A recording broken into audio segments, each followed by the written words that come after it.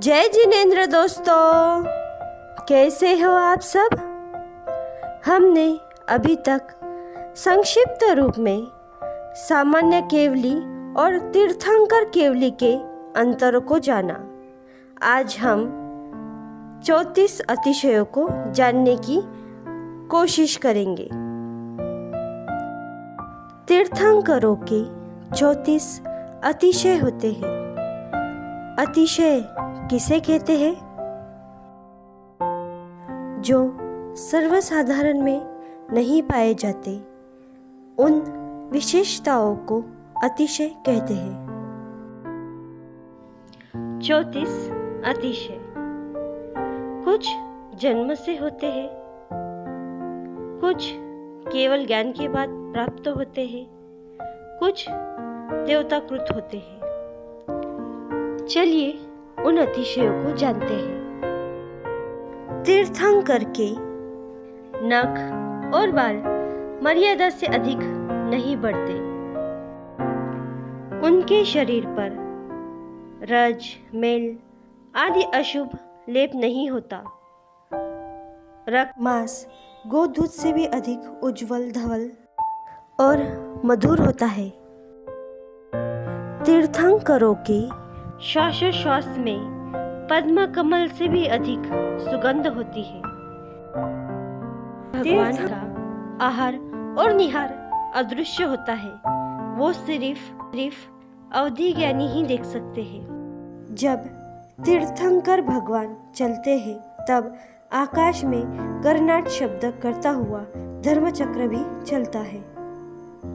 जब भगवान ठहरते हैं, तब वो भी ठहर जाता है। तीर्थंकर भगवान के सर पर मोतियों के झालर वाले एक के ऊपर एक 3 छत्र आकाश में दिखाई देते हैं। गोदूध और कमल के तंतुओं से अधिक उज्जवल बालों वाला तथा रत्न जड़ित दांडी वाला भगवान के दोनों तरफ ढुलाया जाता हुआ दिखाई देता है। स्फटिक मणि के समान निर्मल, देदीप्यमान, सिंह के स्कंद के आकार वाला, रत्न जड़ित अंधकार का नाश करने वाला पाठ पीठ युक्त सिंहासन पर तीर्थंकर परमात्मा विराजमान दिखाई देते हैं। ऊंचे रत्न जड़ित स्तंभ, जिस पे अनेक छोटे छोटे ध्वजाओं के परिवार से विशिष्ट इंद्र ध्वजा भगवान के आगे दिखाई देती है।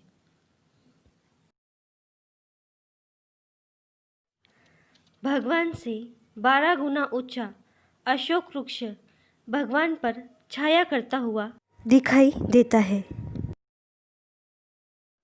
शरद ऋतु के ज्वाज्वल्यमान सूर्य से भी अधिक तेज वाला, अंधकार का नाश करने वाला प्रभामंडल भगवान के पृष्ठभाग पर दिखाई देता है। तीर्थंकर भगवान जब विहार करते हैं, तब वहाँ की जमीन के गड्ढे, टीले आदि सब समान हो जाते हैं। बबूल आदि के कांटे उल्टे हो जाते हैं।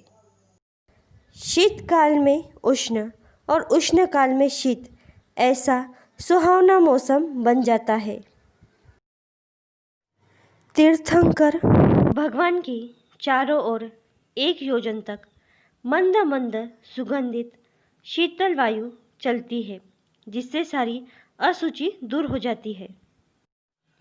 भगवान के चारों ओर 1 योजन तक बारीक बारीक सुगंधित अचित जल की वृष्टि होती है, जिससे सारी धूल दब जाती है।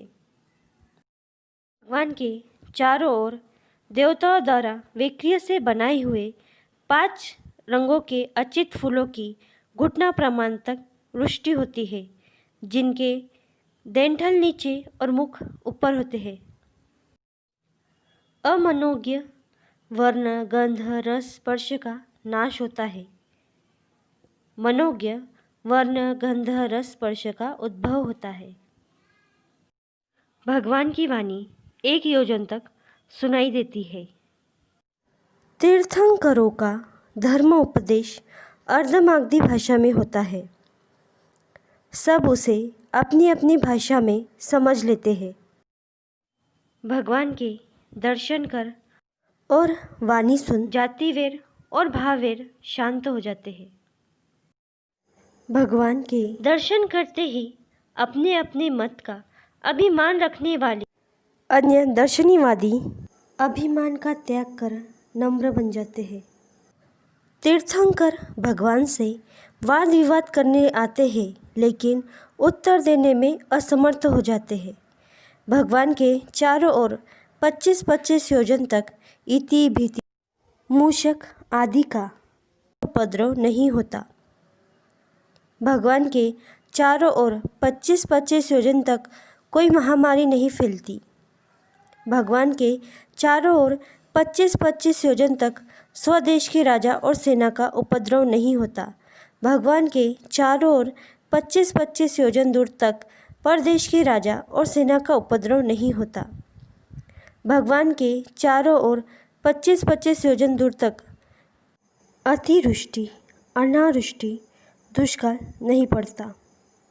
जहाँ पहले से ही ये उपद्रव हो, वहाँ भगवान के पदार्पण होते ही तत्काल उपद्रव दूर हो जाते हैं। सामान्य केवली के लिए अतिशय नहीं होते। आशा है आप सबको 34 अतिशय समझ में आए होंगे। जिन आज्ञा विरुद्ध कुछ कहने में आया हो तो तस्मिच्छामि तुक्कड़म। Please like, comment, subscribe my channel Namo Paras.